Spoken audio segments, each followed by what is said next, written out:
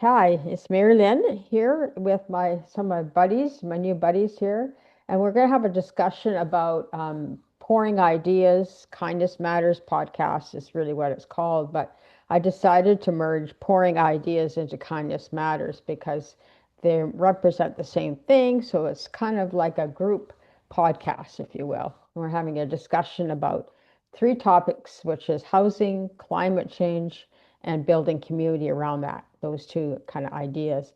So, Wade, since you're new, and I'm more older here, but maybe you want to just tell us a little about your project because I think it's a great idea. Sure. So my name's Wade Atterbury. I'm a CEO and founder at Tiny Hemp Homes. I've been in the industrial hemp business since, well, about 2012 or so. I started really focusing around 18, 19 on building materials made from industrial hemp. And so I've been deep dive into R&D development work of different types of hemp insulation products, hemp building materials. I just spent 5 weeks up at Oregon State University at the Global Hemp Innovation Center laboratory building a 10 by 20 demonstration tiny hemp home that had basically 8 different types of hemp building products in it. So my specialty again is creating and developing industrial hemp, mainly insulation products. Mhm. They're virtually fireproof, insect and rodent, highly insect and rodent resistant, virtually mold and mildew proof when applied correctly. Of course, sustainable. I grew 100 acres of hemp a couple of years ago. I got a pile, about 65 tons of it sitting here in the barn. I've been slowly chewing through it, doing hempcrete projects. I developed a $250,000 hemp insulation spray machine that's going to be going in my factory where I will be mass producing carbon negative hemp homes.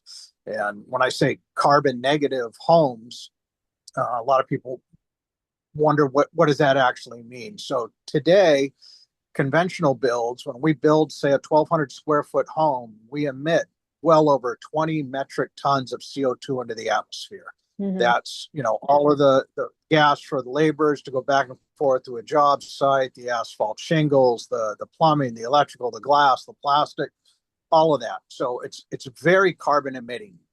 And obviously, we need to stop putting carbon in the atmosphere. A little side note about carbon in the atmosphere, and it's one of my pet peeves when I get to talk to people who are climate change deniers. For 10,000 years, this is my quick and easy argument. For Yeah. 10,000 years, we had 280 parts per million of CO2 in the atmosphere. That was the average. It ebb and flowed, of course. The time of year goes up and down, but 280 parts per million on average for 10,000 years. We had a perfect climate for mankind and other mammals to survive and thrive in. Not just survive, we thrive for Hmm. 10,000 years. Now, today, we have almost 500 parts per million of CO2 in the atmosphere. This is man made, man caused. This is from burning fossil fuels. There is no argument about that. We haven't had a volcano or some massive eruption that anybody can point to in 125 years to nearly double the amount of CO2 in the atmosphere. CO2 is a warming gas. It traps sunlight in the earth and warms it. So we can go back through tree samples. We can go back through ice, glacier samples. This is proven science. There's no arguing about it. So Hmm. that's my quick and easy argument against climate deniers, right? Yeah. We have almost doubled the amount of CO2 in the atmosphere. We need to remove that. And how do we do that? Well, we need to clean the air and we need to stop putting it into the air. So for me, the three plants that are going to be able to do that is industrial hemp, mycelium, and bamboo. So I'm a big proponent of all three. I specialize in industrial hemp. Again, I'm going to build carbon negative homes. So when we grow hemp, as you can see in the background here, we silage cut that. So in other words, we take a sickle bar, we cut the bottom, we lay it down in the field here in the Central Valley of California. It'll dry in 8 or 9 days down to about 12 to 14%. We then scoop it up with a silage cutter, the same machine that they use to cut cattle corn. We chop it all up, we blow it in a truck, we bring it here to the barn, we dump it on the floor. So all of my processing is done in the field. None of it's done anywhere else. We bag it here at the barn. That's all we do. So it's a very easy crop to grow. It uses far less water than most other crops. We don't need herbicides or pesticides. It actually it benefits the soil. The leaves drop. They're full of nitrogen. They add nitrogen to the soil. The roots stay in the soil. The roots account for 20 to 30% of the carbon captured out of the air that now locks that up into the soil. The rest of that plant we mix with lime and turn into insulation in the walls of the house. So we lock that CO2 up. So when we build one of our hemp homes, we sequester 20 metric tons of CO2 out of the atmosphere and lock that up in your house. The exact opposite of how we build today. The other huge benefit is we don't use toxic building materials.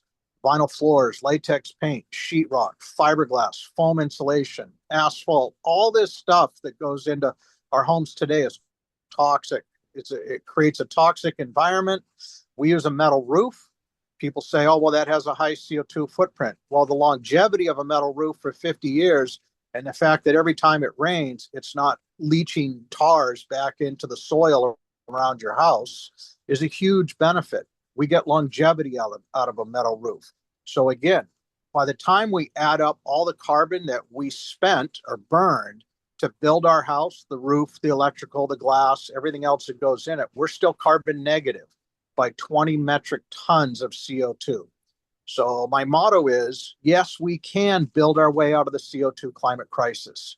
We can clothe our way out of the CO2 climate crisis by using industrial hemp. It's antimicrobial, antibacterial. Our clothes last 10 times longer when they're made and blended with hemp. We can do hemp plastic, so we can plastic our way out of the CO2 climate crisis. We can use it for, food. I eat hemp seed, a handful of hemp seed every morning. I put it on my dog's food every morning.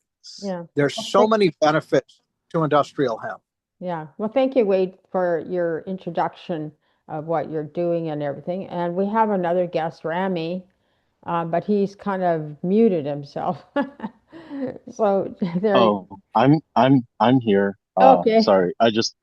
Yeah, I'm at a coffee shop where they're playing loud Oh, music, so I just was yeah. hoping it wasn't.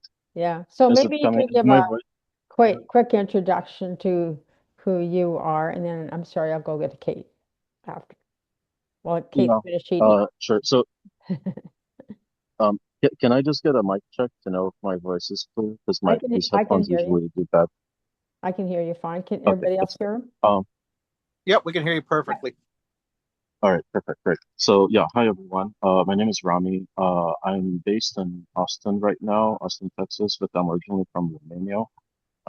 Lived my life here for the last 11 years. But generally speaking, as far as the built environment is concerned, I put my attention to that as developed my professional kind of endeavors. And so my background being in software, I focused more so on the built environment and started actually with materials.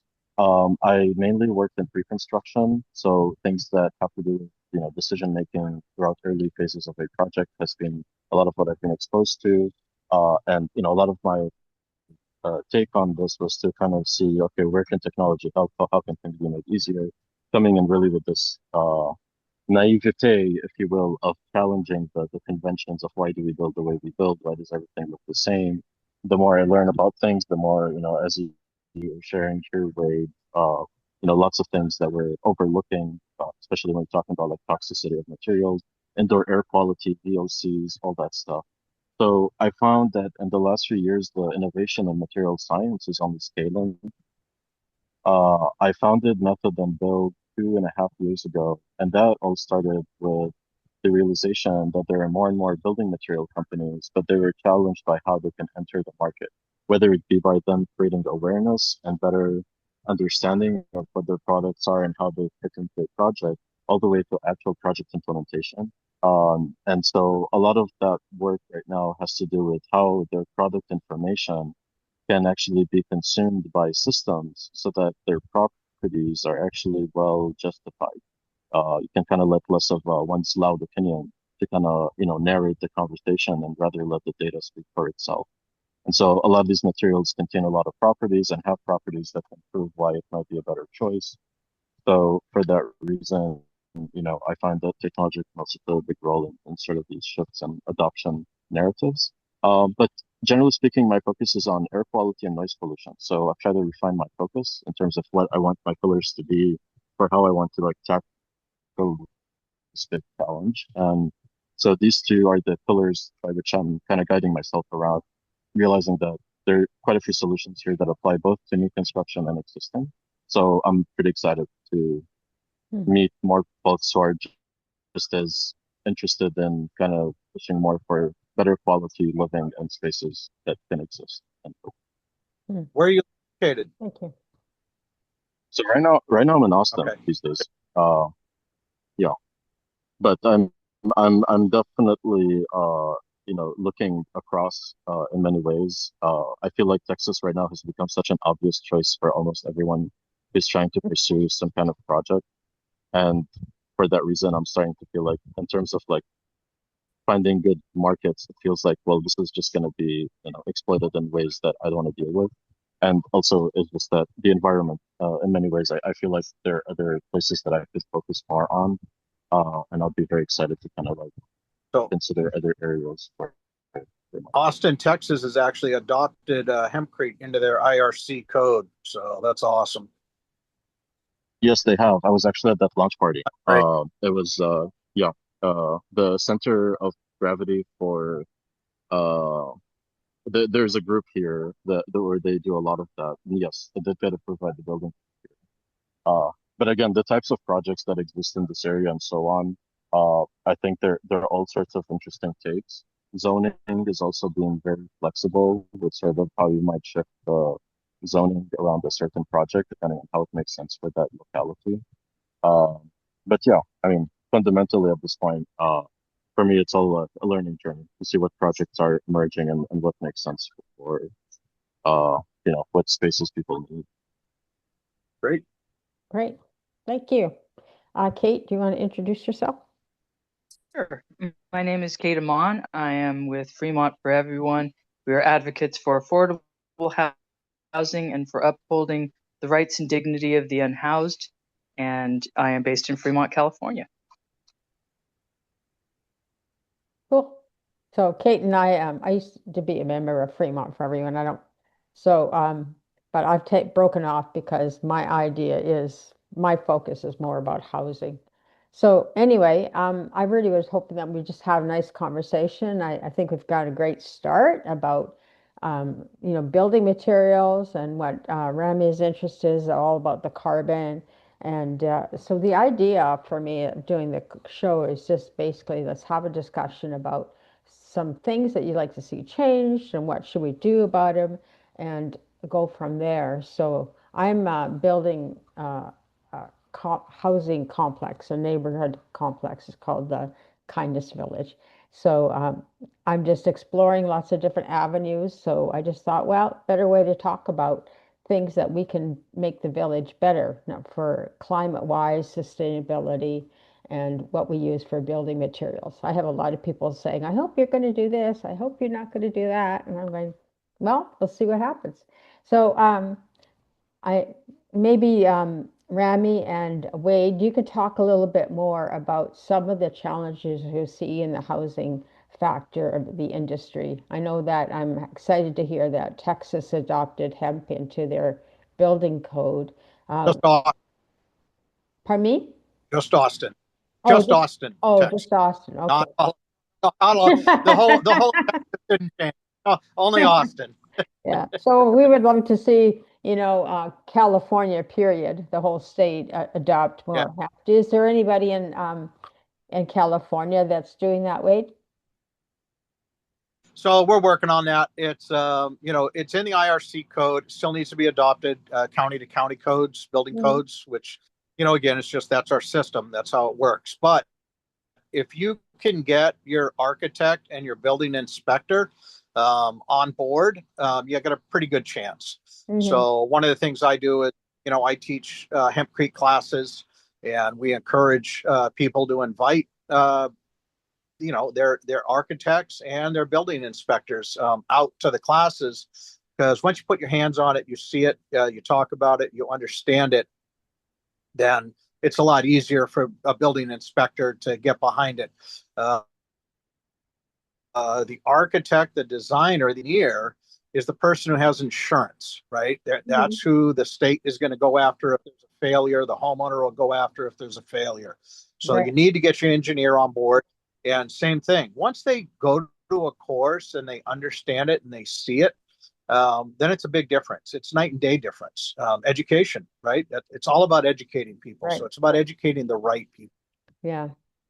Well, I belong to the developers of stop waste uh, here in Alameda County. So I'll tap you into Kate. She's kind of the new lead into the program. But we're always looking for different ways to get changing the housing code and make things easier to build and go forth from there. So maybe I'll talk to you after the show and make the introduction. And then Rami too, because you have your ideas about carbon and how we can reduce that. And I know that it's always a subject matter, but I think the challenge is that people just don't really understand it, that type of thing. So if you could Agreed. give more insight about that. Yeah. Yeah. Yeah, I feel like it's being demonized quite a bit over the years in terms of how, it becomes this metric, right? Because like at the end of the day, we're driven by some kind of KPI in a project, and we want to know like, okay, what is our North Star? What's a good number? And for carbon, it can be such a confusing thing because if you do indeed put in goals such as net zero, or you want everything to, even then, like even just mentioning net zero right now jumps into the complexity of, are we dealing about, operational carbon added into that accounting, or is it just for the development, right, and the embodied carbon of the project? And so I feel like at least I've been following a lot of what the carbon leadership forum hosting around, and I feel like they've been a very good resource, generally speaking. So I would say that, it's definitely like a collective community effort to shape the knowledge around this. But they've been a great resource. And for all I can share to that is that what are the forces that are mandating or encouraging the mindfulness to it? And as far as I know, in California, actually, there is a bill, right, at the permitting stage for commercial projects above 100,000, they actually require embodied carbon reporting at the permitting level. So now we're dealing with the regulatory force, which is going to mandate, encourages the adoption to getting it. But I've also just noticed that in general, the practice, like, architectural firms and so on, they've all been mindful about how they can calculate the Hmm. embodied carbon of a project as they approach design. And, sometimes it will influence the design decision of the project. You will choose designs that maybe use, if it's a more carbon intensive material, how much less of it can you use? Or, it's all a math game to some degree. But again, I think once you start accounting for operational carbon, which my wild take here is that we should be mindful about embodied carbon, but operational carbon matters, uh, because that's going to add even more to the bill, if you will, over the course of the cycle of the building. And so, if we can give mindfulness to that, which it will, like concrete, fortunately, is a good insulating material, so that will lead to better thermal performance, which in turn will lead to better energy or optimized energy consumption as related to heating and cooling. But yeah, generally for carbon, yeah, that's what I would say is like, it all comes down to like, what are the forces mandating it? Because fundamentally at this point, someone's going to put the bill if it means that your estimates are going to pull off to where the project is more expensive. And so one way or another, it has to be justified to the stakeholders who will eventually have a final say. Hmm. And, fundamentally at that point, I feel like it's all a very strong narrative building practice of like compelling the owner to like understand why it's important, if maybe they're not coming already with the understanding of how important it is. Uh, there are circumstances too, I'm sure, where they are mindful about it and they budget for that and account for the fact that that might skew the project. But again, I also think there's that misconception that, lower embodied carbon metrics means a more expensive project. That's not always the case. Again, design is everything. So um, I think that that plays also another important. Are, Yeah, are you familiar with Chris Magwood? I am actually, Great. yes. So have Yep. you read the Build Beyond Zero book I from have him, not read it, no, Bruce but King? I've kept up with Great. a lot of the content around the ResNet policies. So I believe because he's based in Canada, right? And so a lot of the He's stuff. down here now. Yeah, he's down here now in the States. Oh, okay, So cool. he's Yeah, working on, EPDs and LCAs, which, yeah, when you're going to go build anything, you can get a list of, the LCAs and the EPDs on all your products. You can compare prices yeah, right there. So it's great that we have that formula available to us, and almost nobody yep. knows about it yet. And it's just, it should be shouted from every rooftop what an EPD and an LCA is to Oh, everybody, yeah, but sure. especially So, builders and clients. so what is the difference? Uh, so when Let's educate people today. So what's the difference? Why should they be concerned? Uh, what happened? Where is everybody? I don't think I dropped.